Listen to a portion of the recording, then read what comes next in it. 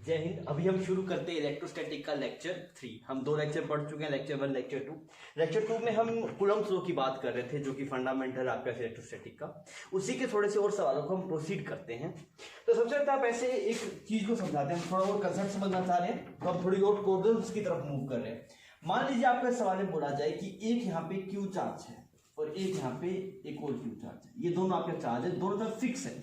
ये भी Q fix है, ये भी फिक्स है। क्लियर? ये दोनों पॉजिटिव चार्ज है आपके पास। ठीक है, आपको बोला कि यहाँ पे इसका सेंटर पॉइंट है, यहाँ पे सेंटर पॉइंट है। अगर मैं यहाँ पे ऐसे प्लस क्यू को रखूं, अगर मैं इसको यहाँ पे प्लस क्यू को रखूं सेंटर वाले पॉइंट पे, तो क्या होगा? अगर हमने इसको सेंटर वाले पॉइंट पे प्लस क्यू को रखा हुआ होगा, जितना इलेक्ट्रोस्टैटिक फोर्स ये वाला चार्ज इस पे इस तरफ लगा रहा होगा, उतना ही ये चार्ज इस तरफ लगा रहा होगा। मतलब ये वाला चार्ज क्या होगा आपके पास? रेस्ट पे होगा, इस पे एफ नेट 0 होगा। अगर हमारे पास एफ नेट फिजिक्स में 0 होता है तो हम उस कंडीशन को क्या बोलते हैं? बोलते हैं दैट इज इक्विलिब्रियम कंडीशन। नहीं, इक्विलिब्रियम कंडीशन क्या होती है? वो कंडीशन जब आपके पास में किसी जिसके आप इक्विलिब्रियम की बात कर रहे हैं उसके ऊपर एफ नेट 0 हो। मतलब अगर ये आपके पास एफ नेट 0 है, मतलब ये इक्विलिब्रियम में है। तो इक्विलिब्रियम तो 3 टाइप के थे। कौन कौन से थे याद है आपको? Stable, unstable and neutral. तो भाई साहब हमें चेक करना है कि कब ये स्टेबल में है, कब ये अनस्टेबल में। ये बात तो फाइनल है भाई साहब, इक्विलिब्रियम में है। क्यों इक्विलिब्रियम में ये बात फाइनल है? बिकॉज यहां पे जितना फोर्स ये वाला चार्ज इस पे लगा रहा है, इतना ही ये इस तरफ लगा रहा है। मतलब इस पे एफ नेट 0 है और एफ नेट 0 मतलब कैसा है? इक्विलिब्रियम। अब हमें चेक करना है कि एक्स एक्सिस में अगर हम देखेंगे, एक्स एक्सिस की डायरेक्शन में, ये वाले एक्सिस या फिर हॉरिजॉन्टल एक्सिस में, हॉरिजॉन्टल एक्सिस में कौन सा इक्विलिब्रियम है, ये हमें फाइंड आउट करना है। ये सवाल की तरह है हमारे पास। तो हम क्या करते हैं, देख स्टेबल इक्विलिब्रियम क्या होता है? स्टेबल इक्विलिब्रियम को पता होगा। स्टेबल इक्विलिब्रियम इस तरीके की स्ट्रक्चर होती है। अगर मान लीजिए आप इस बॉल को यहां से यहां पे छोड़ेंगे, जैसे ये वाली पोजीशन थी, यहाँ पे एफ नेट 0 है, ये ऐसे मानिए कटोरा टाइप है, यहाँ पे आपने एक बॉल को रखा हुआ है। तो अगर आप इस वाली कंडीशन देखें, बॉल रेस्ट पे है, मतलब ये कैसी कंडीशन है? इक्विलिब्रियम कंडीशन है। अगर आप इसको यहां से थोड़ा इधर मूव करवाएंगे तो क्या करेगा? वापस यहाँ पे आने की कोशिश करेगा। अगर आप इसको इधर लेके जाएंगे तो वापस इधर आने की कोशिश करेगा। मतलब जब पार्टिकल अपनी मीन पोजीशन से, जब पार्टिकल अपनी मीन पोजीशन से आप उसको डिस्प्लेस करें और वापस वो अपनी मीन पोजीशन पे आना चाहे, तो वो इक्विलिब्रियम क्या होता है आपके पास? Stable equilibrium. ये बात चमक रही है? ठीक। अनस्टेबल इक्विलिब्रियम कैसा होता है? ऐसा होता है, इस वाली पोजीशन पे अगर आप देख रहे हैं, मतलब एक कटोरा है, उल्टा रखा हुआ है, इस वाले पॉइंट पे अगर आप देखें तो एफ नेट कितना है तेरे पास? 0 है। अगर एफ नेट 0 है, अब अगर आप इसको मीन पोजीशन से डिस्प्लेस करेंगे, तो मीन पोजीशन डिस्प्लेस करेंगे, इधर छोड़ेंगे तो इधर ही निकल लेगा, इधर छोड़ेंगे तो इधर ही निकल लेगा। मतलब ये अपनी मीन पोजीशन पे वापस आना चाहता नहीं है। तो कौन सा इक्विलिब्रियम होता है दोस्त तेरे पास? That is unstable equilibrium. तो ये स्टेबल है, ये कैसा है तेरे पास? अनस्टेबल। और एक इसी तरीके का न्यूट्रल इक्विलिब्रियम, वो पता है आपको क्या होता है? न्यूट्रल इक्विलिब्रियम ऐसा होता है, ये बॉल एक सरफेस है, यहाँ पे एक बॉल को रखा, इक्विलिब्रियम में थी, कोई फोर्स नहीं लग रहा, आप इसको थोड़ा इधर मूव करवा दीजिए, वापस इक्विलिब्रियम में आ गई। मैं समझ में ये न्यूट्रल इक्विलिब्रियम है। इसका मतलब क्या होता है? आप इसको मीन पोजीशन थोड़ा सा आगे भी लेके जाएंगे, फिर वापस वो मीन पोजीशन पहुंच जाएगा।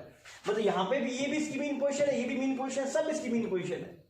क्लियर? तो आप जहां पे छोड़ा वहीं पे जाके रुक जाएगा। इसमें क्या होता है, आप अगर आप यहाँ पे कहीं पे मीन पोजीशन थोड़ा हटा के छोड़ेंगे तो वापस मीन पोजीशन की तरफ भागेगा। इसमें क्या होगा? अगर एक बार मीन पोजीशन से हटा दिया तो निकल लेगा, ये कभी मीन पोजीशन में वापस आएगा नहीं। तो आई होप ये आपको पता थे। अब हमें इन सवालों में क्या करना है? इन सवालों में ये चेक करना है कि यहाँ पे इसका इक्विलिब्रियम तो है, तो आप ये बताइए हॉरिजॉन्टल एक्सिस में कैसा इक्विलिब्रियम है? स्टेबल का अनस्टेबल? क्या चेक करेंगे? सुनना मेरी बात को, यहां पे इस वाले की वजह से फोर्स भी F और इसकी वजह से भी फोर्स F बराबर। क्लियर? फिर आपने क्या किया? इसको थोड़ा सा इधर डिस्प्लेस कर दिया, किधर? इस तरफ डिस्प्लेस कर दिया, इस क्यू चार्ज को। अगर आपने इस क्यू चार्ज को यहां पे डिस्प्लेस किया होगा तो इसके पास आ गया, ये इसके पास आ गया, तो इसके द्वारा लगने वाला फोर्स क्या हो जाएगा? रेज हो जाएगा, बढ़ जाएगा। इसको F डैश बोल देते हैं। और इसके द्वारा इधर फोर्स लग रहा था तो उसका नाम F डबल डैश मान लेते हैं। तो क्या बोलूंगा? ये इसके पास है तो इसके द्वारा लगने वाला फोर्स बढ़ गया और इसके द्वारा लगने वाला फोर्स घट गया। मतलब ये पार्टिकल किस तरफ जाएगा? इस तरफ जाएगा।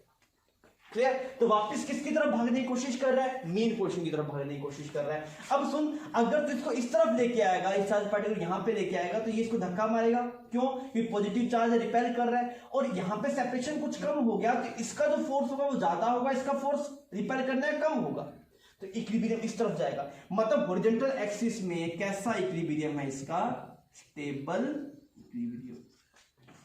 मतलब अगर आप हॉरिजॉन्टल एक्सिस में इसको इधर मूव करेंगे तो ये आपके पास वापस मीन पोजीशन की तरफ आएगा, इस वजह से इसका क्या नाम हो गया, स्टेबल इक्विलिब्रियम। अगर आप बात करें वर्टिकल डायरेक्शन में कैसा इक्विलिब्रियम है, वर्टिकल डायरेक्शन में कैसा इक्विलिब्रियम, इसका स्टेबल है कि अनस्टेबल है, वो हमें चेक करना है। तो कैसे करते हैं, देख यहां पे आप एक प्लस क्यू चार्ज रखिए, यहां पे प्लस क्यू चार्ज रखिए, ठीक है, ये आपके पास लाइन ज्वाइनिंग हो गया, ये इसका मिड पॉइंट हो गया जहां पे आपने क्यू चार्ज को रखा था।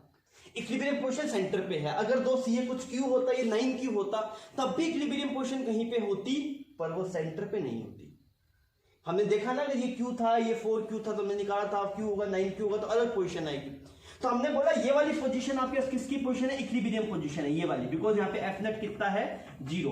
तो मैंने बोला कौन सी डायरेक्शन में चेक करना है, तो इसने बोला वर्टिकल डायरेक्शन में, तो मैंने बोला ठीक है। अब सुन मेरी बात, यहां पे अगर तू जस्ट रखेगा इसको, इस क्यू को उठा के थोड़ा ऊपर लेके जाएगा, तो क्या होगा, ये वाला चार्ज इधर फोर्स लगा रहा है और ये वाला चार्ज इधर फोर्स लगा रहा है, क्लियर। तो इन फोर्सेस के ये भी एफ फोर्स, ये भी एफ फोर्स, इन फोर्सेस के दो कंपोनेंट बनेंगे, एक ये वाला कंपोनेंट, एक ये वाला कंपोनेंट। तो ये दोनों कंपोनेंट आपस में कैंसिल आउट हो जाएंगे और जो आपके पास हॉरिजॉन्टल इस डायरेक्शन में जो बचेगा उसकी वजह से पार्टिकल कहां चला जाएगा, आपके पास ऊपर चला जाएगा। मतलब पार्टिकल को आपने मीन पोजीशन में डिस्प्लेस किया, पार्टिकल वापस नहीं आया। मतलब एक कैसा इक्विलिब्रियम है तेरे पास, स्टेबल क्या अनस्टेबल। अगर एक बार पार्टिकल आपने डिस्प्लेस किया और निकल लिया, वापस मीन पोजीशन पे आया ही नहीं, दोस्तों कैसा इक्विलिब्रियम होता है तेरे पास, अनस्टेबल इक्विलिब्रियम। तो यहाँ पे वर्टिकल डायरेक्शन में कैसा इक्विलिब्रियम है आपके पास, अनस्टेबल इक्विलिब्रियम। ठीक, इस सवाल को तो आप आगे नहीं बढ़ा सकते वर्टिकल डायरेक्शन वाले ऊपर, हॉरिजॉन्टल वाले को आप आगे ही बढ़ा सकते हैं। आप क्या पूछ सकते हैं इसमें, सर इसको थोड़ा इधर डिस्प्लेस किया तो वापस यहाँ पे आएगा, तो एसएचएम जैसा मोशन आ सकता है। तो अगर एसएचएम जैसा मोशन आएगा स्मॉल डिस्प्लेसमेंट के लिए, तो बताइए उसका टाइम पीरियड कितना होगा। तो ये किया जा सकता है, पर थोड़ा मैथमेटिकली थोड़ा सा लेंथी हो जाएगा, तो नीट में मेरे हिसाब से नहीं पूछेगा ये। फिर भी अगर आप करना चाहते आप कर लीजिए, शॉर्ट एग्जाम्पल में इसका एक सवाल है, उसमें इसका टाइम पीरियड पूछा है, तो आप निकाल लीजिए और आपको देख सकते हैं, सिंपल होगा, उसमें कुछ नहीं करना। आपको इधर डिस्प्लेस करना है, एफ नेट लिखना है, F net is equal to m a करना है, तो वहां से आपके पास जो एक्सीलरेशन आएगा वो एक्स के डायरेक्टली प्रोपोर्शन आ जाएगा और वहां से आपको टाइम पीरियड मिल जाएगा। पर नीट में नहीं पूछा है, बिकॉज थोड़ा सा कैलकुलेशन थोड़ी सी लेंथी है आपके पास। ठीक है दोस्त, तो इसको तू छाप, ये बात समझ में आ गई। देखो मैं इसी करते हुए दूसरा सवाल देता हूं, वो तू खुद से अटेम्प्ट कर। तो अभी हम नेक्स्ट सवाल प्रोसीड करते हैं, वो पीछे वाली तरह ही है, आपको कंसेप्ट स्ट्रॉन्ग करने के लिए। ये दो चार्ज है आपके पास, ये फिक्स है, ये वाला चार्ज भी फिक्स है आपके पास और ये वाला चार्ज भी फिक्स है, क्लियर। आपसे सबसे पहले में ये बोला गया कि आपको इक्विलिब्रियम पोजीशन फाइंड करना है इस वाले चार्ज का। तो आप पहला सवाल तो ये कि इक्विलिब्रियम पोजीशन निकालिए। ये इक्यूएम को मैं इक्विलिब्रियम लिखता हूं ना, ये जो शॉर्ट नोटेशन है इक्विलिब्रियम का। Find equilibrium position of charge minus Q, पहला सवाल। दूसरा सवाल type of equilibrium in horizontal direction, मतलब इस डायरेक्शन में कैसा इक्विलिब्रियम है, स्टेबल है, अनस्टेबल है, न्यूट्रल है। थर्ड में क्या बोलते हैं, type of equilibrium in vertical direction, clear. तो सिंपल सवाल है, अगर आपने पीछे वाला सवाल सही ढंग से देखा होगा, ये सवाल बहुत इजीली आप कर पाएंगे। छाप लीजिए सवाल और आप इसे अटेम्प्ट कीजिए।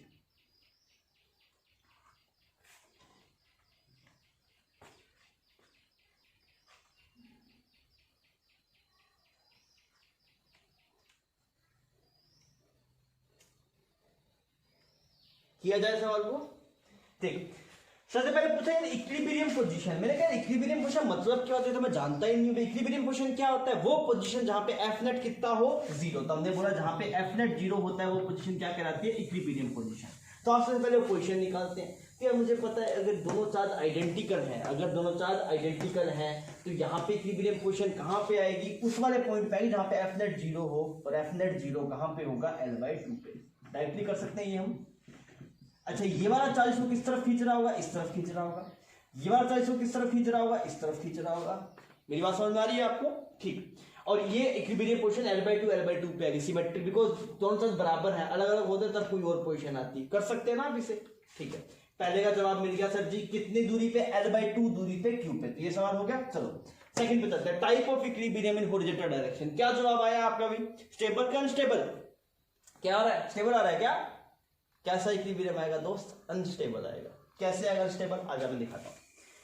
अब सुनना मेरी बात को, यहां पे ये क्यू चार्ज था, यहां पे क्यू चार्ज था, ठीक है जी, और ये लाइन ज्वाइनिंग है आपके पास, यहां पे एक चार्ज है उसका नाम है -q, बहुत बढ़िया। अब भाई साहब क्या करना है, इसका इक्विलिब्रियम चेक करना है। तो मैंने बोला यार ये वाला क्यू फिक्स है और ये वाला क्यू भी फिक्स है, ये इसको इस तरफ खींच रहा है, और ये इसको इस तरफ खींच रहा है। बहुत बढ़िया।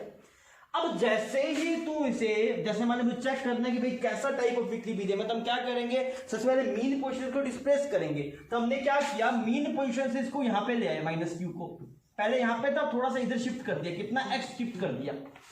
तो इस वाले चार्ज से दूरी कितनी बची तेरे पास, इस वाले चार्ज से दूरी बची l/2 माइनस एक्स, और इस वाले चार्ज से दूरी कितनी होगी दोस्त तेरे पास, l/2 प्लस एक्स। अरे इतना सही है दोस्त। अब सुन मेरी बात को यार, मैं इस वाले चार्ज से पूछूंगा मैं तो क्या कर रहा है, तो बोले खींच रहा हूं। मैंने कहा यहाँ पे जो खींचने का फोर्स था और यहाँ पे जो खींचने का फोर्स था उसमें क्या चेंज आया, तो इसने बोला ये चार्ज मेरे पास आ गया तो फोर्स की वैल्यू बढ़ेगी। तो यहाँ पे क्या हुआ, इस सेंटर वाले पोजीशन पे ये भी F से खींच रहा था, ये भी F से खींच रहा था। जैसे आप यहाँ पे आ गए तो ये कुछ F1 से खींचने लग गया, कौन, ये वाला चार्ज, और वो भी खींच रहा है, वो किससे खींच रहा है, F2 से। कौन सा फोर्स बढ़ा, F1 बढ़ा कि F2 बढ़ा, ये पास है तो F1 बढ़ा होगा ना, K Q1 Q2 bye R करता है, अगर R कम होगा तो फोर्स बढ़ जाएगा। तो आप क्या बोल सकते हैं, F1 बड़ा हो गया। अगर दोस्त F1 बड़ा हो गया F2 से तो ये चार्ज निकल लेगा इसके पास, क्योंकि F1 बड़ा हो गया, F2 कम हो गया, तो और आगे आएगा तो और बड़ा हो जाएगा। तो यहां पे ऐसे करते चार्ज इसके पास आ जाएगा। मतलब ये कौन सा इक्विलिब्रियम है, ये स्टेबल है क्या अनस्टेबल है, ये कैसा इक्विलिब्रियम है दोस्त तेरे पास, दिस इज अनस्टेबल इक्विलिब्रियम। हमने यहां पे लिख दिया this is unstable equilibrium.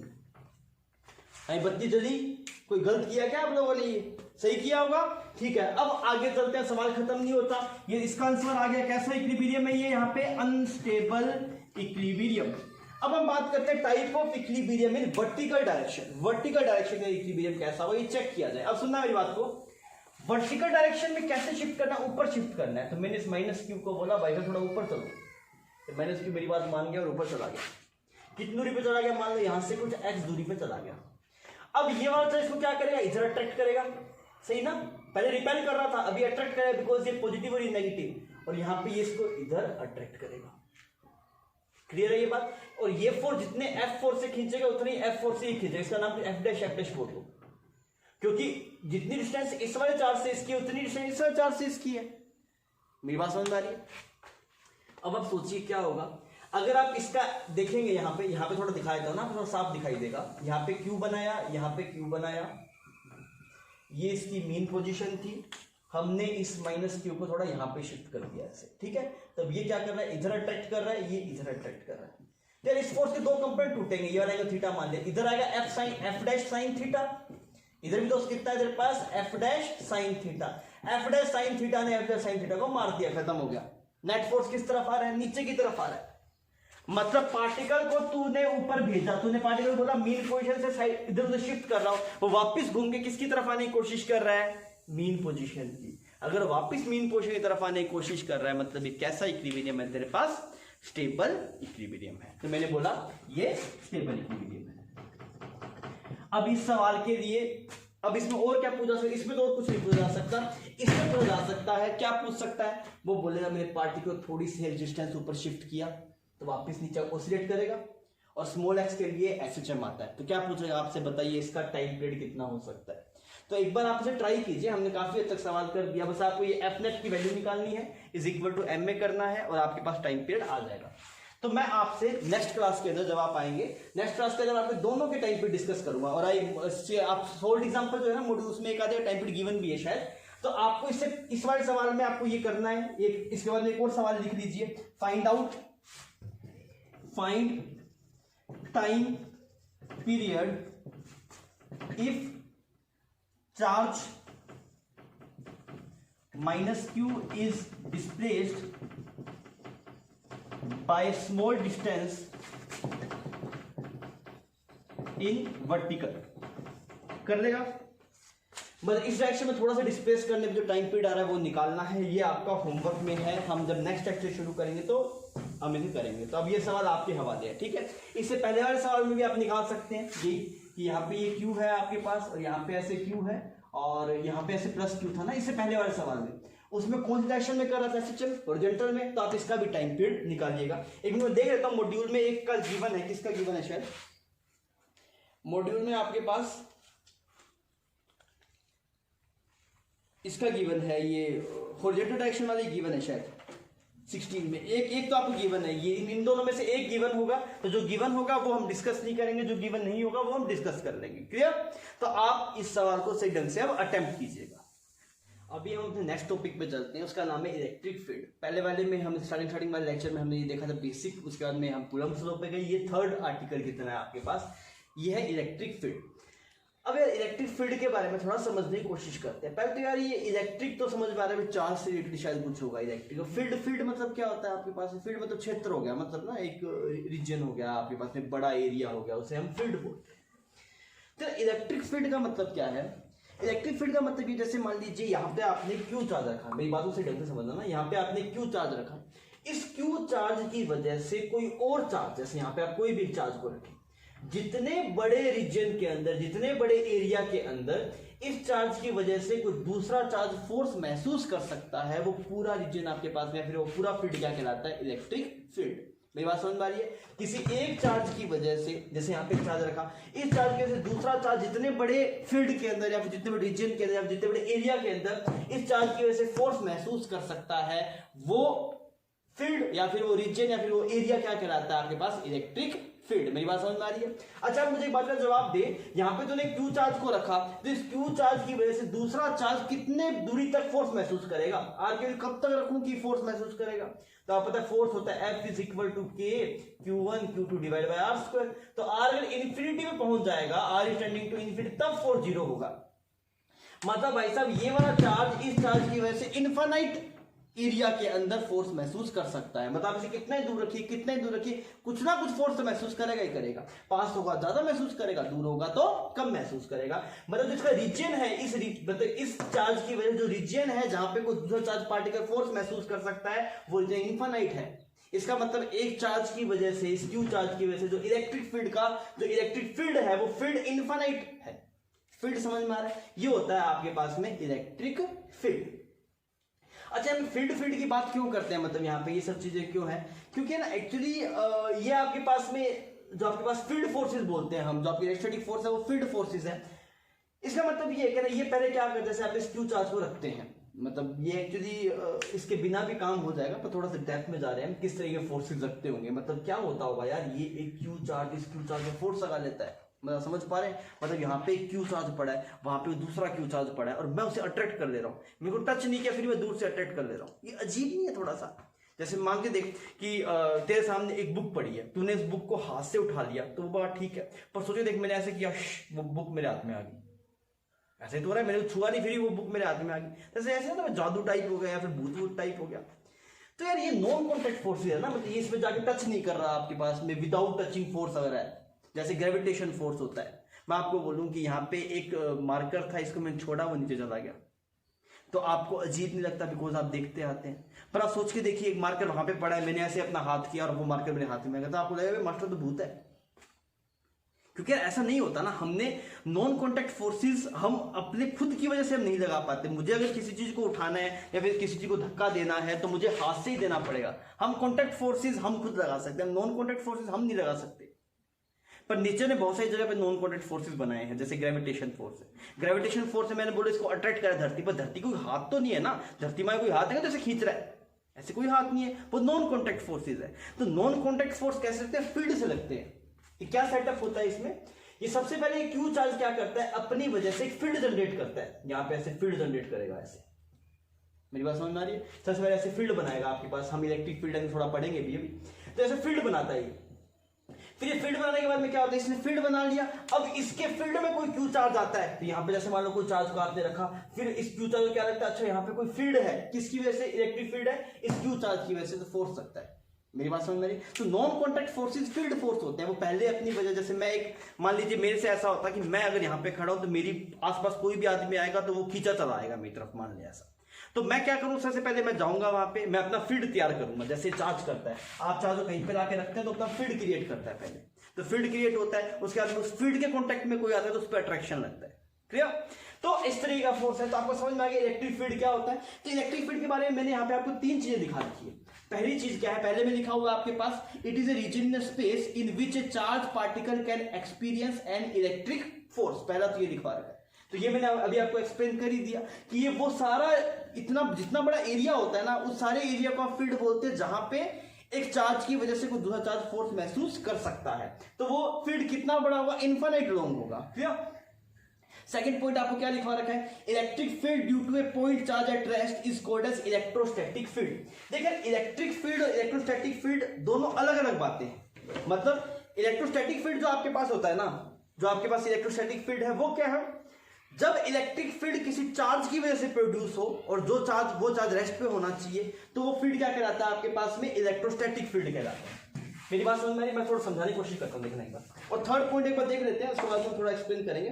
Third point में आपको क्या दिखाया गया, आपको थर्ड पॉइंट में दिखाया गया कि इलेक्ट्रिक फील्ड चार्ज की वजह से भी प्रोड्यूस हो सकता है और बिना चार्ज भी प्रोड्यूस हो सकता है। अरे यार ये क्या बात है, मतलब बिना चार्ज की वजह से भी इलेक्ट्रिक फील्ड आ सकता है? हाँ बिल्कुल आ सकता है। ये आपको अजीब लगेगा, मतलब इलेक्ट्रिक फील्ड है तो आप ये नहीं बोल सकते भी सर यहाँ पे अगर इलेक्ट्रिक फील्ड है तो ये चार्ज की वजह से आया होगा, ये कोई जरूरी नहीं है। इलेक्ट्रिक फील्ड बिना चार्ज भी आ सकता है, पर वो आप समझेंगे ईएमआई के अंदर। ईएमआई में होता है कि इंड्यूस्ड इलेक्ट्रिक फील्ड। क्या होता है? Induced electric field. अभी नया है आपके लिए, इस चैप्टर में हम पढ़ भी नहीं पाएंगे, हम उसे ईएमआई में पढ़ेंगे। इंड्यूस्ड इलेक्ट्रिक फील्ड क्या होता है, वो एक इलेक्ट्रिक फील्ड जो बिना चार्ज के आता है। क्लियर। तो हम इसको थोड़ा और समझने की कोशिश करते हैं। देख इलेक्ट्रिक फील्ड सबसे बड़ा है, इलेक्ट्रिक फील्ड सबसे बड़ा है आपके पास। इसके दो पार्ट है इलेक्ट्रिक फील्ड के। कौन कौन से पार्ट है, एक तो इलेक्ट्रोस्टैटिक फील्ड,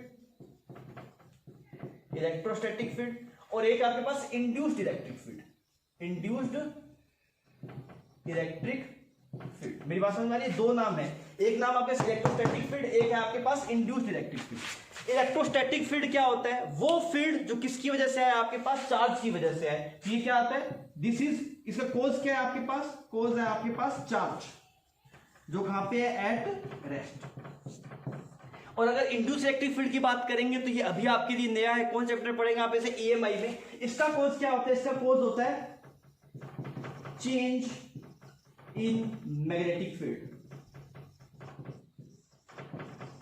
मतलब मैग्नेटिक फील्ड चेंज होता है ना आपके पास में, तो इंड्यूस इलेक्ट्रिक फील्ड आता है। एक्चुअली ये दुनिया गोल है ना, मतलब ये इलेक्ट्रोमैग्नेटिज्म तो पूरा ही गोल है भाई साहब। इलेक्ट्रिक फील्ड से मैग्नेटिक फील्ड बनता है, मैग्नेटिक फील्ड से इलेक्ट्रिक फील्ड बनता है, मतलब ऐसा हो जाता है। जैसे आप इलेक्ट्रिक फील्ड को वेरी करेंगे तो मैग्नेटिक फील्ड बन जाएगा, मैग्नेटिक फील्ड को वेरी करेंगे तो इलेक्ट्रिक फील्ड बन जाएगा। मतलब electric field magnetic field produce कर सकता है, magnetic field electric field produce करता है, दोनों आपस में लिंक्ड है। इसी वजह से इस ब्रांच का नाम क्या है, स्टार्टिंग में हमने देखा, that is electromagnetism. Clear. Because electric field और मैग्नेटिक फील्ड दोनों लिंक्ड है आपस में बहुत बढ़िया ढंग से। तो हम इसको धीरे धीरे हम समझेंगे इस बात को, पर मेरी बात सुनो अपने ढंग से, मैं तो क्या बोल रहा हूं, इलेक्ट्रिक फील्ड बाप है, इसके दो बच्चे हैं, कौन कौन से, इलेक्ट्रोस्टैटिक फील्ड और इंड्यूस इलेक्ट्रिक फील्ड। इसकी अभी ज्यादा ध्यान देने की जरूरत नहीं है, बस सिर्फ नाम जान ले। अगर मैं तुझे बोलूं इलेक्ट्रिक फील्ड है, इस वाले पॉइंट पे इलेक्ट्रिक फील्ड है, तो पक्का यहां पे कहीं कोई चार्ज होगा। ये बात सही है या गलत है? गलत है। इलेक्ट्रिक फील्ड हो सकता है चार्ज की वजह से भी आए, और हो सकता है इंड्यूस इलेक्ट्रिक फील्ड वहां पे हो तो मैग्नेटिक फील्ड में चेंज होने की वजह से भी हो सकता है। मेरी बात समझ आ गई? मतलब इलेक्ट्रिक फील्ड होने के लिए चार्ज हो ये कोई जरूरी नहीं है, बिना चार्ज भी इलेक्ट्रिक फील्ड आ सकता है। इसकी पूरी एक्सप्लेनेशन किस में जाएगी, ईएमआई में। पर अगर दोस्त मुझे कोई बोल दे सर यहाँ पे इलेक्ट्रोस्टैटिक फील्ड है, तो पक्का वहां पे चार्ज होगा।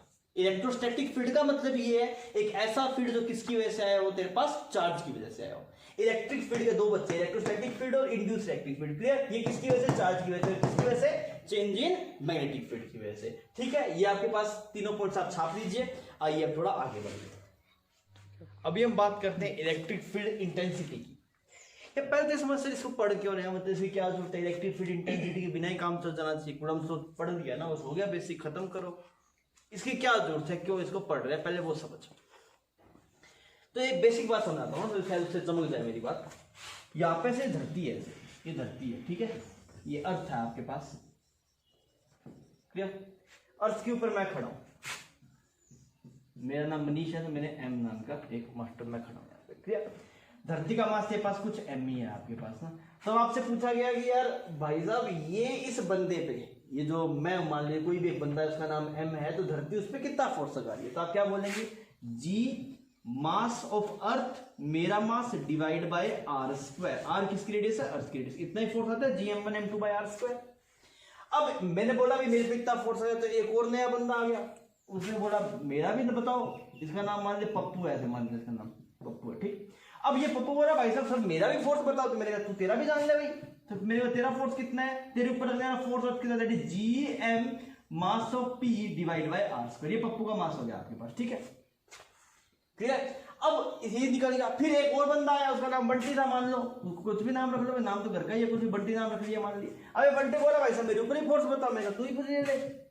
F is equal to G m1 mass of Bunty divide by r का स्क्वायर। अब सर क्या मतलब ये क्या चल रहा है, इससे क्या लिंक है इस चीज का, वो समझने की कोशिश कर। अभी तो इसकी वैल्यू नहीं निकाली, अगर वैल्यू निकाला जाएगा जी की वैल्यू पुट कर, कितनी जी की value 6.67 10 to power -11, mass of earth put कर, बहुत अच्छा खासा बड़ा आता है, रेडियस पुट कर दैट इज 6400 किलोमीटर, फिर मेरा मास पुट कर, पूरा सोल्व कर, कैलकुलेटर लेना पड़ेगा, नहीं कर पाएंगे वैसे। फिर यहाँ पे मास वापस सेम कैलकुलेशन, पप्पू का रख लिया। तो इसमें तो एक बात समझ में आ रही होगी कि एक चीज कॉमन है इन सब में। क्या क्या कॉमन है सर, तीनों के अंदर ये वाली जो आइटम है ये और ये तीनों आइटम क्या है आपके पास कॉमन है। समझ में आ रही है ना, ये वाली बात तीनों में रिपीट हो रही है। अगर ये बात तीनों में रिपीट हो रही है आपके पास में, तो क्यों ना अगर हम इसकी वैल्यू पहले से निकाल लें। अगर मान लीजिए इसकी वैल्यू अब बार बार सोल्व करना पड़ रहा है, इसमें वापस जी पुट करो, मास ऑफ अर्थ पुट करो, रेडियस ऑफ अर्थ पुट करो। अगर मान मैं पहले ही केस में इसकी वैल्यू अलग निकाल देता, जिसके लिए कितनी आती है जी आती है, इसको आप स्मॉल जी बोलते हैं। अगर ये वैल्यू आप पहले निकाल देते तो आपके काम आसान हो जाता। आपने इसकी वैल्यू निकाली, जी की वैल्यू आई 9.8, तो आपने मुझसे पूछा भाई आप पे फोर्स निकालना है, मास बताओ, मैंने बोला मेरा मास 68 kg है, मान लो 68 इंटू में जी आप पे फोर्स हो गया। किसी इस पप्पू से पूछा तेरा, वो बोला मैं 75 किलो का हूँ 75 का, तो मैंने बोला तेरे ऊपर जो अर्थ फोर्स है वो कितना 75 इंटू में जी। अब ये किसी बंटी ने पूछा, बंटी मान लो बहुत पतला था 50 किलो का था, तो 50 इंटू में जी। मेरी बात समझ आ रही है। तो यार अब क्या होगा सर, कैलकुलेशन बहुत आसान होगी। ये जो चीज रिपीट हुई थी इसकी वैल्यू हमने पहले से निकाल के तैयार कर लिया। अब आप इसमें वैल्यू जो इसका मास चाहिए वो मास मल्टीप्लाई कर दो, इस वैल्यू में काम हो जाएगा। जैसे ये ऐसे मान लीजिए ग्रेवी हो गया तेरे पास ना, ऐसे नहीं जैसे अब रेस्टोरेंट में जाते हैं हम बोलते हैं भाई हमें कढ़ाई पनीर खिलाना है, तो कढ़ाई की एक ग्रेवी अलग होगी, तो पनीर है तो उसमें पनीर डाल दिया, कढ़ाई चिकन खाना तो उसमें चिकन डाल दिया। मतलब एक चीज कॉमन कर दी, जो चीज बार बार आनी है वो पहले से बना के रख दी, अब जो डालना है वो उसमें डालते रहे। मेरी बात समझ में आ रहा है। तो यहाँ पे ये ग्रेवी जो था वो ये था स्मॉल जी, यहाँ पे भी ये बार बार रिपीट हो, तो मैंने बोला इसको अलग तैयार कर लो, तैयार कर दिया, इसके लिए जी आ गई, अब उससे मास डालते रहो, तो काम आसान हो गया ना, बार बार कैलकुलेशन नहीं करनी पड़ रही।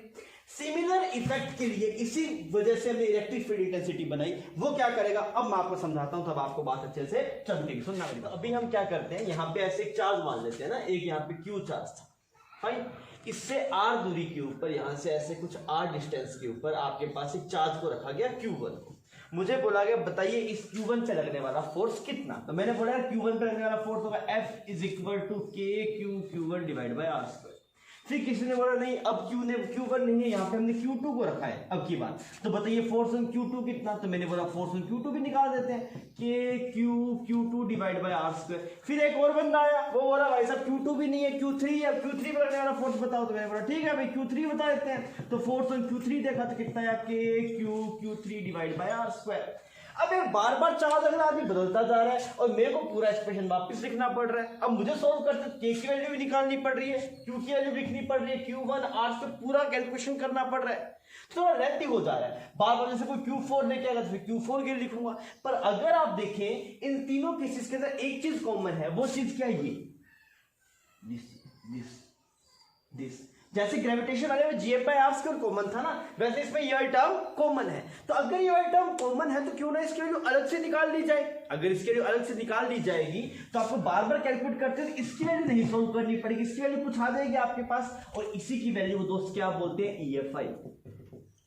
EFI means electric field intensity. ये जो value KQ by R square, इसको क्या बोलते हैं आप, EFI। तो EFI हम इस वजह से निकालते हैं, अगर मान लीजिए हमने किसी एक पॉइंट पे EFI निकाल लिया तो आपको बार बार कैलकुलेशन करने की जरूरत नहीं है, ये वाली वैल्यू तो मिल गई। अगर अब आपको फोर्स निकालना हो किसी चार्ज पे तो उस पॉइंट का EFI मल्टीप्लाई Q कर दें, तेरे पास फोर्स आ जाएगा। तो समझ में आ रहा है हम EFI क्यों निकाल रहे हैं, हम EFI इसलिए निकाल रहे ताकि एक ही बार बार जो प्रोसेस हो रहा है उस प्रोसेस से बचा जा सके, जो हमने काम Gm/r² की वैल्यू निकाल के किया था, कहां पे, ग्रेविटेशन के अंदर। क्लियर। तो अगर मैं यहां पे पूछूं भाई EFI का एक्सप्रेशन क्या बना, तो EFI क्या है देखते तेरे पास, EFI है फोर्स पर यूनिट चार्ज, ऐसे ही तो है देख, ये आइटम ये है ना EFI, ये EFI क्या है, फोर्स, ये चार्ज नीचे जाएगा। मेरी बात समझ में, क्या है ये तेरे पास, फोर्स पर यूनिट चार्ज, तो हमने इसका ऐसे E फॉर्म में ऐसे लिख दिया। तो ये EFI ये फोर्स पर यूनिट चार्ज है। अब ये देख यहां पे जो F0 है, F0 वो क्या होगा तेरे पास, force on test charge particle, force on test charge particle, ठीक है। इसके ऊपर लगने वाला जो ये एफ नॉट क्या है, जो फोर्स लग रहा हो किसके ऊपर, टेस्ट चार्ज पार्टिकल पे। अभी और समझते हैं टेस्ट चार्ज पार्टिकल क्या है। ये जो क्यू नॉट है आपके पास में, क्यू नॉट क्या है, क्यू नॉट है test charge particle, test charge particle, और इसकी वैल्यू कितनी रहती है, positive 1 coulomb. Test charge particle की वैल्यू फिक्स होती है, दैट इज पॉजिटिव 1 कूलम। ये जो आपके पास में ई वेक्टर है, ई वेक्टर ये क्या दिखा रहा है आपके पास, this is EFI, this is electric field intensity, electric field intensity. और इसकी जो डेफिनेशन बनी वो क्या बनी तेरे पास, इलेक्ट्रिक फील्ड इंटेंसिटी क्या है, this is force, this is force per unit charge, this is force per unit charge. Clear है ये बात, ठीक है। और अब ये बताइए ई वेक्टर मतलब ई जो है EFI है वो स्केलर क्वांटिटी है, वेक्टर क्वांटिटी है, ये वेक्टर क्वांटिटी है, EFI is a vector quantity. तो हमने क्या बोला, E vector is a vector quantity. अच्छा इसकी यूनिट देखते हैं, EFI की यूनिट क्या आएगी, EFI की यूनिट क्या है, जैसे फोर्स पर यूनिट चार्ज। तो इसकी यूनिट क्या बनेगी तेरे पास, जो इसकी यूनिट होगी, ये यूनिट कितनी तेरे पास, न्यूटन पर कूलम। अब मेरी बात को समझना, अगर हमें किसी पॉइंट पे EFI गिवन होगा, मान लीजिए उस पॉइंट पे EFI E है और किसी चार्ज Q पे लगने वाला फोर्स निकालना है, वहां पे मान लीजिए उस पॉइंट पे आपने कोई Q चार्ज रखा, तो उस पर जो फोर्स एक्सपीरियंस होगा वो कितना होगा आपके पास, that will be Q into में E। मतलब अगर EFI मिल गया तो आपको ये मिल गया 1 यूनिट चार्ज पे कितना फोर्स लग रहा होगा, अगर चार्ज के लिए कुछ Q होगी तो फोर्स कितना हो जाएगा, F is equal to Q into में E। अब मेरी बात सुन, मैं तो तरीका सिखाता हूं कि कैसे हम EFI निकाल सकते हैं, मैं स्टेप बाय स्टेप समझाता हूं। हम यहां पे लिख रहे हैं process of calculating EFI, process of calculating EFI। क्या तरीका है किसी पॉइंट पे EFI निकालने का। सबसे पहला है कि जिस पॉइंट पे EFI निकालना है ना, हमें जिस पॉइंट पे EFI निकालना है वहां पे कितना चार्ज रख, पॉजिटिव 1 कूलम चार्ज या फिर टेस्ट चार्ज पार्टिकल को वहां पे रख दे। तो हमने क्या लिखा, पुट या फिर place test charge particle at position where we have to calculate EFI, where we have to calculate EFI। ये बात समझ में आ गई। तो जहां पे हमें EFI निकालना वहां पे क्या रखा, टेस्ट चार्ज पार्टिकल, और टेस्ट चार्ज पार्टिकल कितने, पॉजिटिव 1 कूलम। सेकंड क्या है, calculate force on that test charge particle. उस टेस्ट चार्ज पार्टिकल पे फोर्स निकाल ले यार। अब टेस्ट चार्ज पार्टिकल पे फोर्स निकाला, उसको क्या बोलते हैं, ये जो फोर्स होगा उसका नाम क्या होता है आपके पास, F नॉट। क्लियर। फिर आपके पास में जो EFI होगा, EFI वो EFI कितना होगा, F not divide by Q not. Is it clear. जो EFI होगा वो क्या होगा, दैट फोर्स, फिर डिवाइड किससे कर दे, टेस्ट चार्ज पार्टिकल से डिवाइड कर दे। तो इस प्रोसेस से तेरे पास EFI आ जाएगा। अच्छा देखिए ये बता, अगर EFI एक वेक्टर क्वांटिटी है उसकी डायरेक्शन कैसे ऑब्जर्व करेंगे। अगर EFI एक वेक्टर क्वांटिटी है ना, आपने देखा अभी, तो उसकी डायरेक्शन कैसे चेक करेंगे, जिस डायरेक्शन में, सुनना मेरी बातों से ढंग से, जिस डायरेक्शन में टेस्ट चार्ज पार्टिकल पे फोर्स लग रहा है, जिस डायरेक्शन में टेस्ट चार्ज पार्टिकल पे फोर्स लग रहा है, that is direction of EFI at that point. ये बहुत इंपॉर्टेंट बात है, तो हमने यहां पे लिख दिया। कैसे चेक करेंगे direction of EFI, direction of EFI कैसे देखिएगा दोस्त, the direction in which test charge particle is experience force is direction of EFI। तो ये भाई साहब EFI की थ्योरी यहाँ पे इतनी है। अगर आपको चमक गया होगा तो आपके सवाल नहीं फंसेंगे। मैं एक बार रिपीट कर दे रहा हूँ। पहले तो आप ये समझिए EFI को क्यों बनाया गया। EFI को इस वजह से बनाया गया बिकॉज कैलकुलेशन में कुछ चीजें बार बार आ रही थी, तो क्यों ना उसकी वैल्यू पहले निकाल लें ताकि हमें दिक्कत ना हो। तो हम इसकी KQ/R² को हम क्या बोल देते हैं, EFI। अगर कभी फोर्स निकालना होगा तो EFI मल्टीप्लाई क्या करना पड़ेगा, चार्ज। जैसे मुझे किसी पॉइंट पे EFI E है और आपको निकालना है फोर्स, तो फोर्स कितना होगा, Q इंटू में E। ठीक है। फिर हमने बोला इसको थोड़े टर्म्स में लिखा जाए तो EFI क्या है, EFI है फोर्स, ये चार्ज नीचे आ जाएगा तो फोर्स पर यूनिट चार्ज।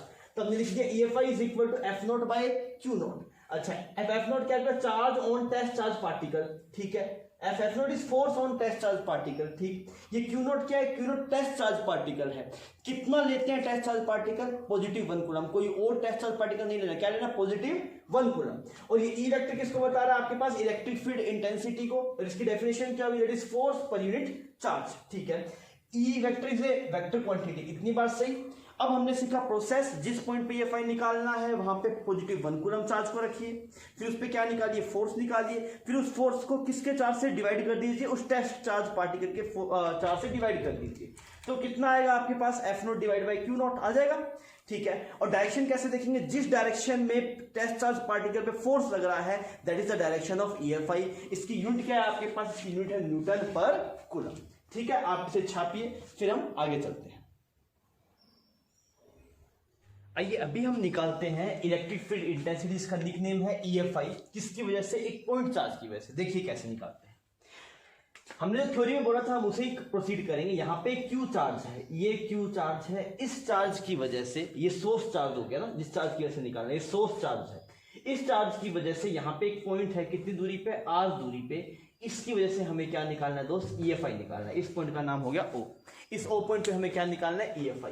तो हम क्या बोलेंगे, EFI एट O निकालने के लिए मास्टर ने क्या बोला, जिस पॉइंट पे EFI निकालना है वहां पे कितना चार्ज रखो, पॉजिटिव 1 कूलम। तो एक बार इमेजिनरी मान लिया हमने कि हमने पॉजिटिव 1 कूलम चार्ज रखा है, अपने मने मन में फील कर दिया, मतलब यहाँ बनाओ मत, मने मन फील करो, यहाँ पॉजिटिव 1 कूलम रखा है, क्लियर। अब इसके ऊपर फोर्स निकालो, इसके ऊपर फोर्स कितना आया आपके पास, तो आपने फोर्स बोला, इसके ऊपर फोर्स आया that is K Q positive 1 coulomb divide by R square. ये पॉजिटिव 1 कूलम लिखा हुआ है ना आपके पास, पॉजिटिव 1 कूलम। ये आया F नोट, ये क्या आपके पास, force on test charge particle. मेरी बात समझ में आ रही है। फिर E नोट क्या होगा आपके पास, E नोट होगा F note divide by Q note. तो वापिस किससे डिवाइड करना है, F नोट को पॉजिटिव 1 कूलम से डिवाइड करना है। तो E नोट कितना बन जाएगा तेरे पास, E नोट बन जाएगा K Q by R square. मेरी बात समझ में आ रही है। तो हम इसको कैसे प्रोसीड करना चाहिए, मतलब मैं इसे कैसे करता हूं, आप मन में ऐसे फील रखिए कि आपको पॉजिटिव 1 कूलम पे फोर्स निकालना है, और उस फोर्स को जब आप निकाल रहे हैं तो उसको मन में 1 कूलम से डिवाइड करिए, लिखिए मत, आप 1 कूलम से डिवाइड कर दीजिए। तो क्या बचे, सिर्फ KQ बाय R स्क्वायर। वापिस बोल रहा हूं, जहां पे निकालना होगा ना EFI, वहां पे काम करना, ऐसे इतने स्टेप में नहीं करना, तू बस ऐसे मानना कि तू 1 कूलम चार्ज पे फोर्स निकाल रहा है। फोर्स लिखेगा, बस उसमें फोर्स लिखते वक्त ये 1 कूलम वाली टर्म मत लिखना, बिकॉज वो तो कट जाएगी ना बाद में डिवाइड करने से। तो ये सीधा EFI आ जाएगा, KQ बाय R स्क्वायर। अच्छा, ये वेक्टर क्वांटिटी है, इसकी डायरेक्शन बता सकता है कि इस वाले पॉइंट पे EFI किस तरफ होगा, ये बता सकता है।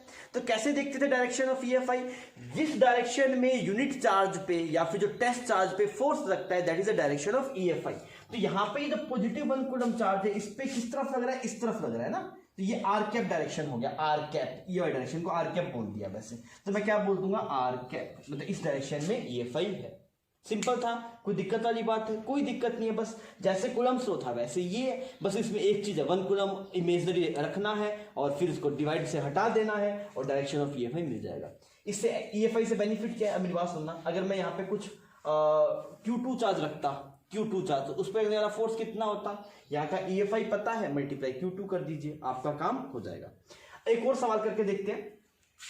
अगर मान लीजिए यहाँ पे तेरे पास पॉजिटिव चार्ज की जगह -Q चार्ज है, यहाँ पे कितना तेरे पास -Q चार्ज, और यहाँ पे ऐसे एक पॉइंट है, इस वाले पॉइंट का नाम कुछ P मान देता हूँ, क्लियर। और इसकी दूरी कितनी है, R।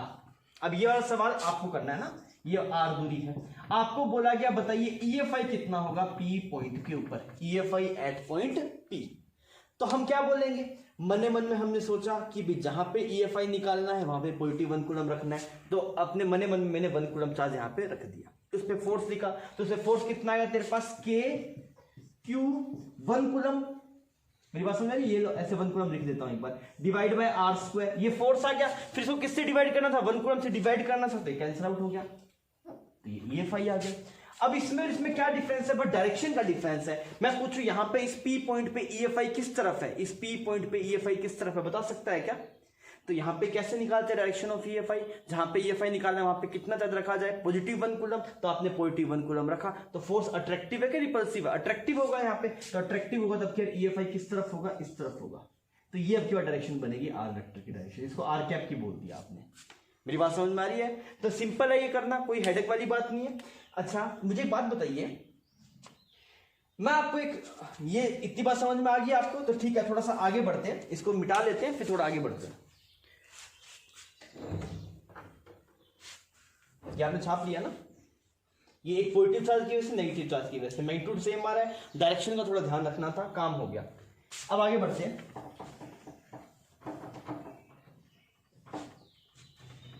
अगर मैं आपको ये बोलूं कि यहां पे जो EFI है वो इस तरफ है, इस वाले पॉइंट पे जो EFI है वो कितना है आपके पास, E1 है। यहाँ पे इस वाले पॉइंट पे EFI किसने मुझे बता दिया कि यहाँ पे जो EFI है वो कितना है आपके पास, E1 है।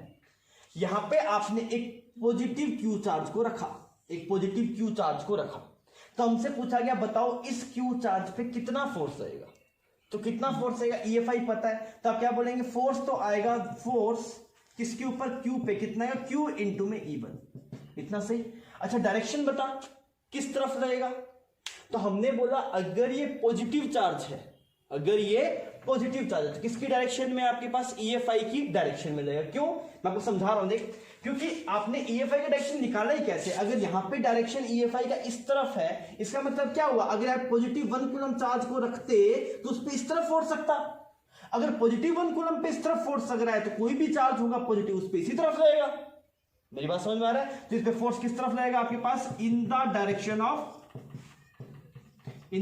Of EFI। चलिए कैसे चेक की, रट्टा मारने के लिए नहीं बोल रहा मैं आपको, आप कंसेप्ट समझिए। EFI आपने निकाला ही कैसे, EFI की डेफिनेशन ये है कि जिस डायरेक्शन में आपके पास पॉजिटिव 1 कूलम पे फोर्स लग रहा होगा that is the direction of EFI। तो पॉजिटिव 1 कूलम पे आपके इस तरफ फोर्स लग रहा है, तो आपके EFI की डायरेक्शन हुआ ना। मेरी बात समझ में आ रहा है, तो अगर पॉजिटिव 1 कूलम पे इस तरफ रहेगा तो कोई भी पॉजिटिव चार्ज होगा उस पे इसी तरफ रहेगा। जैसे मान ले यहाँ पे Q चार्ज था, यहाँ पे इस वाले पॉइंट पे पॉजिटिव 1 कूलम पे इस तरफ फोर्स लग रहा है, तो अगर यहाँ पे तो 10 कूलम रखेगा तब भी तो उस पे इसी तरफ रहेगा ना, पॉजिटिव 10 कूलम पे भी इस तरफ रहेगा, पॉजिटिव 20 पे भी इस तरफ रहेगा, डायरेक्शन तो नहीं बदलेगी।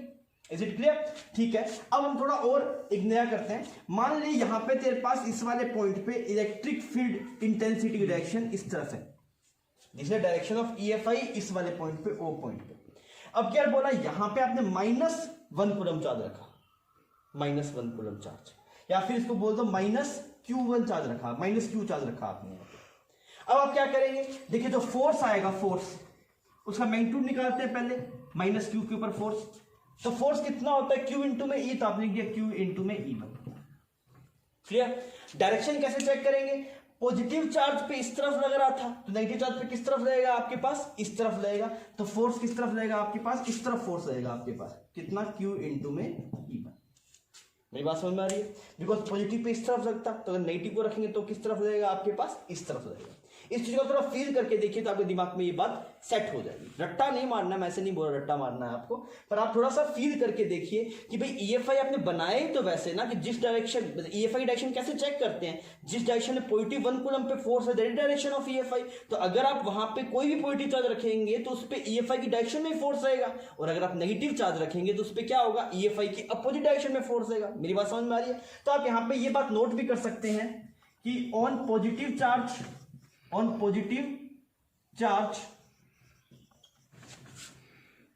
force act in direction of EFI, और अगर आप बात करेंगे on negative charge force act in opposite direction of EFI, और negative charge force act in opposite direction of EFI। ये बात तो वैसे हमने लिख ली पर आपको इस बात की फील आनी चाहिए, ठीक है।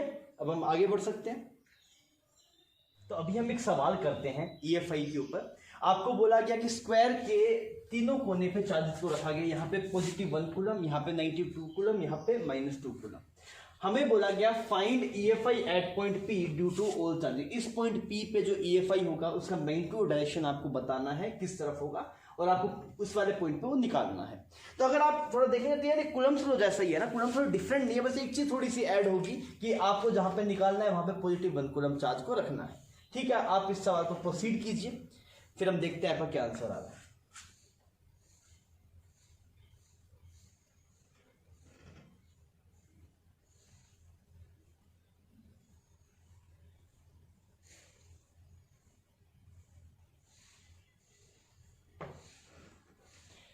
आई होप आपने किया होगा सवाल को देखते हैं कैसे प्रोसीड करना है। अगर किसी पॉइंट पे EFI निकालना होता है तो मास्टर ने बताया जहां पे EFI निकालना है वहां पे कितना चार्ज रखो, +1 कूलम चार्ज रखो। तो एक बार के लिए मैंने यहाँ पे +1 कूलम चार्ज को रख दिया टेस्ट चार्ज पार्टिकल के रूप में। टेस्ट चार्ज पार्टिकल हमेशा +1 कूलम ही रखना है। अच्छा, अगर यहाँ पे अगर आप देखेंगे ये वाला चार्ज इस पे किस तरह फोर्स लगा रहा होगा, इधर लगा रहा होगा फोर्स टेस्ट चार्ज पार्टिकल पे, बिकॉज ये नेगेटिव है ये पॉजिटिव है, ये नेगेटिव है पॉजिटिव है, इस पे किधर लगा रहा होगा, इधर लगा रहा होगा। ठीक। अच्छा, ये वाला फोर्स अगर F है तो ये भी F होगा, बिकॉज मैग्नीट्यूड भी दोनों चार्जेस का सेम है और डिस्टेंस भी सेम है। इस वाले चार्ज से पूछा दिया, बोला मैं भी पॉजिटिव ये भी पॉजिटिव, तो आपस में रिपेल करेंगे तो ये फोर्स कहां लगा रहा होगा आपके पास, इस तरफ लगा रहा होगा। इसका नाम कुछ F1 बोल देते हैं। और इनका जो रिजल्टेंट होगा आपके पास में वो होगा आपके पास magnitude and direction of EFI। आइए उसे प्रोसीड कर लेते हैं। तो आपके पास F की जो वैल्यू आई, F क्या है, इस चार्ज की वजह से यहाँ पे लगने वाला फोर्स वो कितना है, K2 divide by A², K Q1 Q2 bye R²। यहाँ पे अगर आप देखेंगे इसकी ये आ गया। F1 देखते हैं, F1 कितना है, तो K Q1 Q2 1 1 हुए दोनों आपके पास, Q1 1 और R कितना है आपके पास, ये डिस्टेंस कितना बन जाएगा, √2 है, तो कितना बन जाएगा 2A²। अगर आप नेट डायरेक्शन देखें तो ऐसा दिखाई देगा आपको, एक F इधर लग रहा है वो कितना है, K2K बाई A², एक इधर लग रहा है दो स्टेप पहले 2K बाई A²। इसकी वजह से आ गया। अब इसकी वजह से देखते हैं तो किस तरफ आ रहा है आपके पास, इस तरफ आ रहा है कितना, K डिवाइड बाई 2A²। इतनी बात सही है। अब देख इन दोनों का जो रिजल्टेंट आएगा वो इस डायरेक्शन में आएगा, तो इसका ये वाला एंगल कितना 45, ये वाला एंगल भी कितना 45, ये F है ये भी F है, तो इस डायरेक्शन नेट कितना है 2F cos 45, और ये साइन कंपोनेंट होंगे आपस में इनके, वो कैंसिल आउट हो जाएंगे। ठीक। तो अगर आप इस डायरेक्शन में नेट फोर्स देखें तो ये बन जाएगा 2F cos 45। F की वैल्यू पुट कर दे तेरे पास, तो कितना है तेरे पास, this is 4KA² divide by √2, तो कितना बन गया 2√2K बाय A², और उस डायरेक्शन में कितना है तेरे पास, K बाय 2A²। तो नेट EFI अगर तू बात करेगा EFI, तो EFI क्या होता है, +1 कूलम पे लगने वाला नेट फोर्स।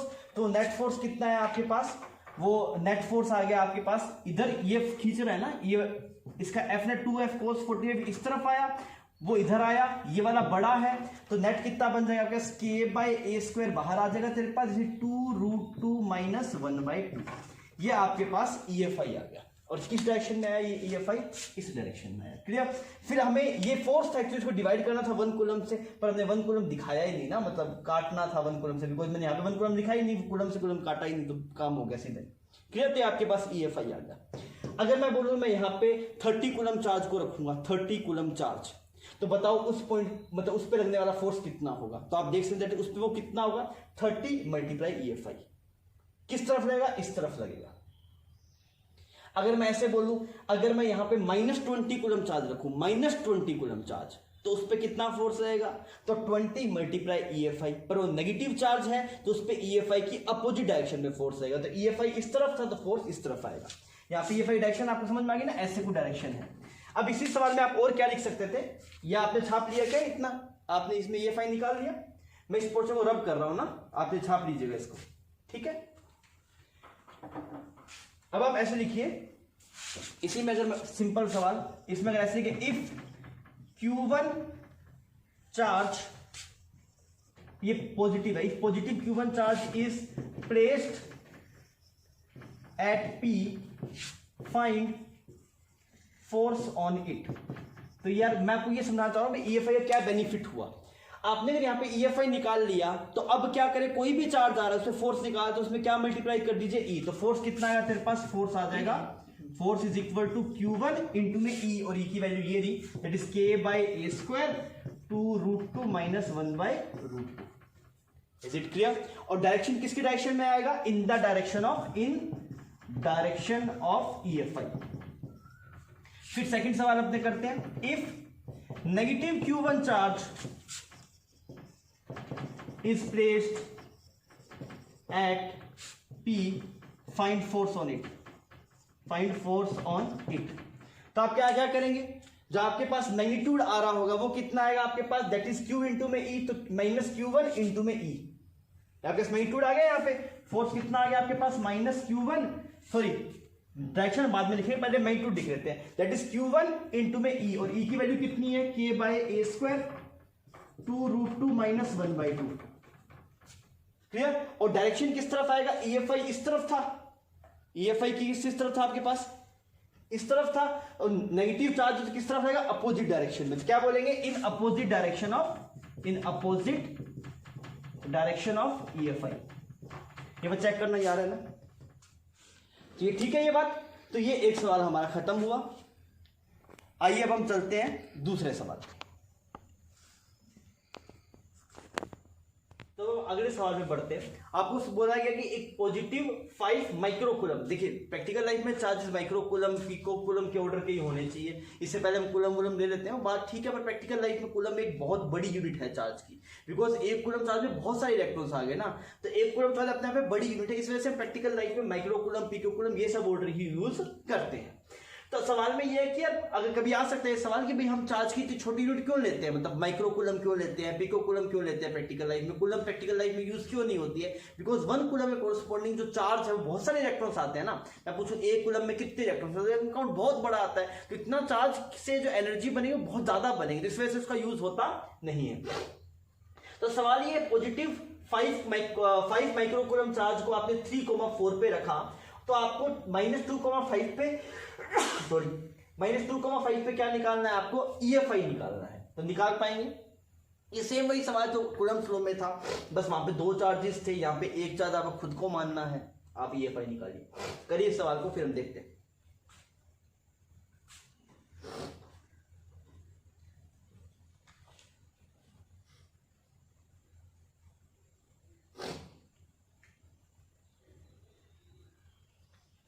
किया आपने, मैंने क्या बताया आपको, जिस पॉइंट पे EFI निकालना है वहां पे कितना चार्ज रख दे, पॉजिटिव 1 कूलम, उसके बाद फोर्स निकाल दे, फिर किससे डिवाइड कर दे, 1 कूलम से, या फिर एक काम कर 1 कूलम रखे मत, फोर्स निकाल दे, बस 1 कूलम मत मेंशन करना, क्योंकि मुझे पता है ना बाद में डिवाइड ही करना है उससे, तो वो सीधा भी कर सकते हैं।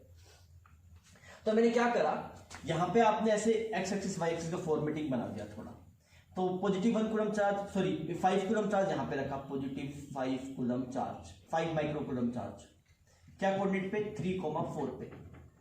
EFI कहां पे निकालना है आपको, यहां पे कहीं पे निकालना है, ये वाला पॉइंट है यहाँ पे, दिस पॉइंट इज -2,5, यहाँ पे EFI निकालना है। जहां पे EFI निकालना है वहां पे क्या करते हैं हम, टेस्ट चार्ज पार्टिकल रखा, उसका नाम Q0 है या फिर पॉजिटिव 1 कूलम है। सबसे पहले हम कैसे करते थे, ये सवाल याद है आपको, मैं बोलता था फोर्स कितना होता है, फोर्स होता है K Q1 Q2 divide bye R² into में R कैप। पहले हम क्या निकालने में फोकस करते थे, मैग्नीट्यूड निकालने में फोकस करते थे, उसी को आगे लेते हुए उसी को प्रोसीड करते हैं। सबसे मैग्नीट्यूड निकालते थे, मैग्नीट्यूड कितना हुआ, K 4πε0। K की वैल्यू याद है, K किसके बराबर आता है, 9 × 10⁹। ये ε0 क्या होता है, परमिटिविटी ऑफ फ्री स्पेस, इसकी वैल्यू कितनी आती है, कितनी आती है इसकी वैल्यू, 8.85 10⁻⁻12। साथ में याद करते रहेंगे। ठीक, K आ गया, Q1 की वैल्यू कितनी है तेरे पास, 5 माइक्रोकूलम, Q2 की वैल्यू कितनी है, 1 कूलम, पर हम लिख नहीं रहे बिकॉज पता है बाद में डिवाइड करना है, तो ये चलो एक बार लिख लेते हैं। धीरे तो इतना मैच्योर हो जाएगा तो फिर ये लिखा नहीं करेगा, तो सीधा यहाँ पे F की जगह E ही लिखा करेगा। हमें एक्चुअली फोर्स निकालना है, EFI निकालना है, तो क्या करना है, इसको अगर नहीं लिखोगे तो EFI आएगा, इसको लिखोगे तो फोर्स आएगा, डिवाइड बाय R²। ये R क्या है, सेपरेशन है, ये वाला सेपरेशन। ये सेपरेशन कितना होगा आपके पास, आप निकाल दीजिए, तो कितना है 25 + 81, सही है ना, ये 5,981, ठीक है। इसकी वैल्यू अगर आप देखेंगे तो कितनी बनेगी आपके पास, ये 6 और 10 √106, सही किया ये हमने, सॉरी ये गलत कर दी, ये 1 का स्क्वायर आएगा ना, दिस माइनस दिस 5 का स्क्वायर बना, दिस माइनस दिस तो क्या बनेगा, 1 का स्क्वायर बनेगा, तो यहाँ 1 आएगा, तो कितना बने तेरे पास √26, ठीक है दोस्त। तो यहां पे इसका स्क्वायर करेगा तो इतना बन गया। सर जी ये मैग्नीट्यूड आ गया, अब हमें क्या चाहिए, वेक्टर फॉर्म में EFI चाहिए पूरा। तो मैंने बोला यार EFI का जो मैग्नीट्यूड है वो तो समझ गया, बस उसका मैग्नीट्यूड में क्या करना है, F divide by Q0। Q0 कितना है, 1 कूलम, वो नहीं लिखेंगे तो काम बन जाएगा। तो कितना है आपके पास, 5 डिवाइड बाय दिस इज 104 πε0 और माइक्रोकूलम का है ना आपके पास, ये माइक्रो का ऑर्डर है। क्लियर है, ये इतना एक्सप्रेशन आ गया आपके पास, इसको आपने मल्टीप्लाई किया, इसकी वैल्यू लिख दी। अब हमें किसकी डायरेक्शन यहाँ पे लिखनी है, R कैप लिखना है, R कैप लिखा जाए। R कैप कैसे लिखें दोस्त, आर कैप के लिए तू बता, यहाँ पे पॉजिटिव 5 कूलम चार्ज था, यहाँ पे अपने पॉजिटिव 1 कूलम चार्ज रखा, तो फोर्स किस तरफ लग रहा होगा? इस तरफ फोर्स लग रहा होगा। इसका नाम कुछ ए वेक्टर बोल देते हैं, इसका नाम ए, इसका नाम कुछ बी। तो आपको क्या करना है, जो आर कैप होगा, आर कैप होगा वो किसकी डायरेक्शन में होगा? ए बी वेक्टर की डायरेक्शन में होगा, तो वो ए बी का कैप बोल सकते हैं आप। अब हमें पहले ए बी वेक्टर निकालते हैं। तो ए बी वेक्टर क्या होता है आपके पास? ए बी वेक्टर आपके पास होगा that is R B vector minus R A vector. R B R A क्या है आपके पास? Position vector of B minus position vector of A. R B क्या है? Position vector of B, R A क्या है? Position vector of A. ये vector का आइडिया है आपको। ए बी वेक्टर क्या लिखा जाता है? That is R B minus R A. अरे समझ में आ रही है मेरी बात? ठीक। तो अगर हम इसकी वैल्यू लिखें तो आर बी वेक्टर कितना है? आर बी है तेरे पास -2 I cap plus 5 J cap. R A vector लिखेगा तो कितना? -3 आई माइनस 4 जे कैप। कितना तेरे पास? -5 I cap plus J cap. सही है ये expression? -2 -3 fine -5 5 minus 4 J equal to J. ठीक है, ये आ गया तेरे पास। आर कैप करना है तो इसको किससे डिवाइड कर दे? इसके मैग्नीट्यूड से, तो वो कितना है? √26। तो जो EFI आएगा तेरे पास, EFI कितना आ जाएगा? 5 डिवाइड बाय 104 और ये 10⁻⁻6 माइक्रो के लिए पाई एप्सिलॉन नॉट, और डायरेक्शन के लिए ये unit vector is -5 I cap plus J cap divide by √26। Is it clear? तो यार आपको जैसा ऐसे ही सेम सवाल में कूलम में भी किया था जब कूलम स्लो पढ़ रहे थे, बस वहां पे चार्ज, दोनों चार्ज गिवन होते थे, यहाँ पे गिवन नहीं होता, आपको 1 कूलम मानना पड़ता है। आप फिर फोर्स निकाल लीजिए, सिमिलरली प्रोसीड कर लीजिए। ठीक है, आप इसे छाप लीजिए। और कहीं पे आपको दिक्कत लग रहा है, मुझे लगता है भी आपको कोई वेक्टर वेक्टर फॉर्म में जैसे आर कैप लिखने में दिक्कत हो सकता है, तो आप थोड़ा समझ लीजिएगा भाई वेक्टर में जाके आर कैप कैसे लिखते हैं। ए बी वेक्टर होगा R B vector minus R A vector, R B cap position vector of B, R A cap position vector of A. फिर आइए अब आगे बढ़ते हैं। एक और सवाल कर रहे हैं अभी हम। सवाल में क्या बोला गया? आपके पास एक रोड है, इस रोड पे चार्ज कितना है आपके पास? Q। Charge Q is uniformly distributed on road of length L। इसकी लेंथ कुछ है, इस पे Q चार्ज रखा गया है, उसको यूनिफॉर्मली डिस्ट्रीब्यूट किया गया है। आपसे क्या बोला गया? Find electric field intensity at A distance a from the road. यहां से, इस रोड से a डिस्टेंस की दूरी पे, या इस रोड से कितनी दूरी पे? a डिस्टेंस की दूरी पे एक पॉइंट मान लो O। हमें इस पॉइंट पे क्या निकालना है? EFI निकालना है इस O पॉइंट पे। तो भाई गणित आ गया, बहुत देर से गणित नहीं था, लंबा अभी इंटीग्रेशन वगैरह आएगा। तो आप इस सवाल को प्रोसीड करिए, पहले सवाल छाप लीजिए, फिर वीडियो पॉज कर लीजिए, फिर आप इस सवाल को कीजिए, फिर हम देखते हैं कि आप सही करते हैं या गलत करते हैं।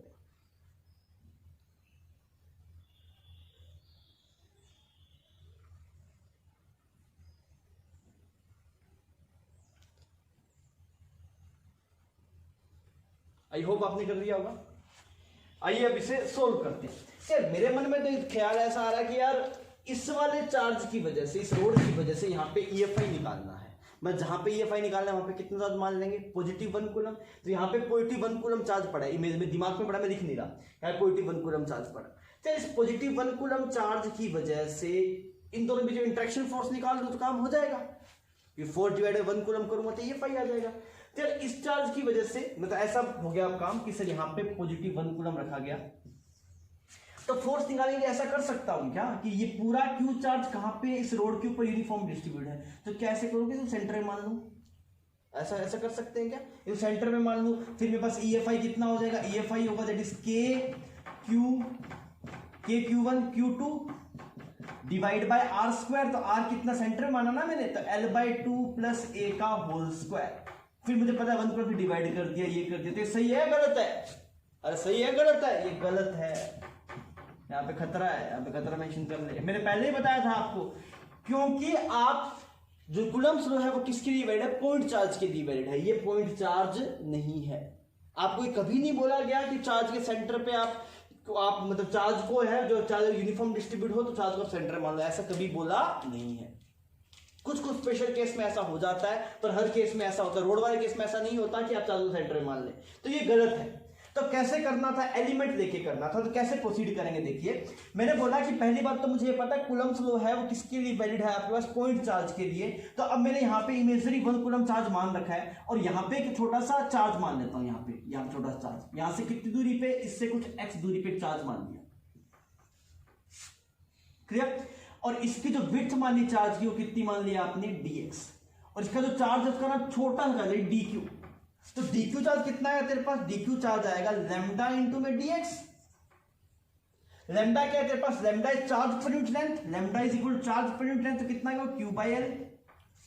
क्लियर, तो इसका चार्ज पता लग गया तुझे, और ये पॉइंट चार्ज है। अब इन दोनों के बीच में तू कूलम्स लॉ लगा सकता है, तो मैं बोल रहा हूं वहां पे जो EFI होगा dE लिख देते हैं, dE क्या, dE क्या है, इस छोटे से चार्ज की वजह से यहां पे आने वाला EFI, इस छोटे से चार्ज की वजह से यहां पे आने वाला EFI, तो कितना होगा k, ये छोटे चार्ज की वैल्यू वो कितना है आपके पास, लैम्डा इंटू में dx divide by r square.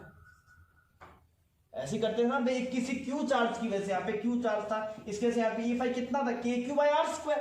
1 coulomb लिखेंगे फिर काटेंगे, तो हम अब लिखना छोड़ देते हैं, हम धीरे मैच्योर हो रहे हैं इस टॉपिक के अंदर। तो मैंने बोला यार इस छोटे से पॉइंट चार्ज की वजह से यहाँ पे जो EFI है वो कितना है, k lambda dx divide by x square. ये आ गया आपके पास, पर आपको सिर्फ इस पॉइंट चार्ज की वजह से सबकी वजह से चाहिए, तो मैंने यहाँ पे सांप लगा दिया, ये सांप आ गया।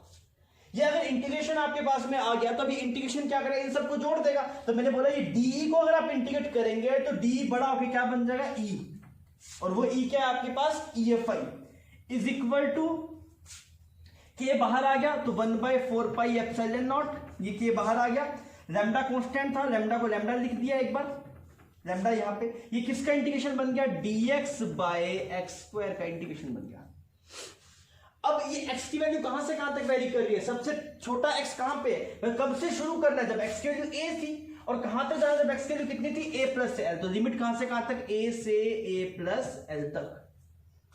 फाइन, अब इसका इंटीग्रेशन करना जानता है क्या तू, तो ये लैम्डा 4 पाई एप्सिलॉन नॉट, ये कितना है, x की पावर -2 dx है, x की पावर -2 dx, तो क्या बनेगा ये तेरे पास, x की पावर -2 + 1, तो कितना बना, -1 बचा, नीचे एक -1 आएगा आपके पास, तो कितना बचे तेरे पास, दिस इज -1/x। इसका इंटीग्रेशन करके दिखाया है, इसका करना आता है ना, पावर में 1 ऐड हो जाएगा, तो क्या -1/x नीचे जाएगा, ये 1/x आपके पास, क्योंकि x की पावर -1 बचेगा तो नीचे आ जाएगा, और एक माइनस साइन आ गया एक्स्ट्रा।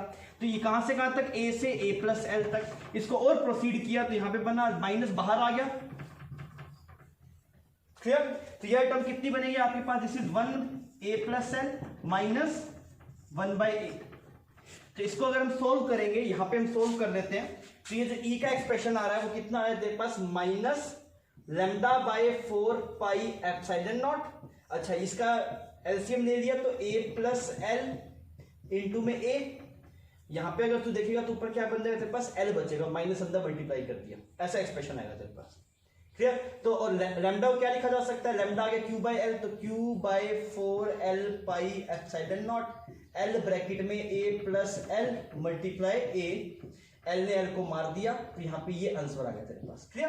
तो EFI आ गया उस पॉइंट के ऊपर, क्या आंसर है, q/4 pi epsilon not 1 divide by a plus l और multiply a, is it clear, ठीक है। अब मैंने ऐसा डायरेक्शन तो बताया नहीं EFI का, तो यार ये देख डायरेक्शन ऑफ EFI कैसे निकाला तुझे पता है ना, यहां पे +1 कूलम चार्ज पे किस तरफ फोर्स लग रहा था, इस तरफ, इस छोटे से एलिमेंट की वजह से भी इस तरफ, बिकॉज ये भी पॉजिटिव है, सब की वजह से इसी तरफ लग रहा है, तो डायरेक्शन ऑफ EFI किस तरफ आएगा तेरे पास, इस तरफ आएगा। तो डायरेक्शन किस तरफ आएगा EFI का, इस तरफ आएगा, this is direction of EFI, direction of EFI।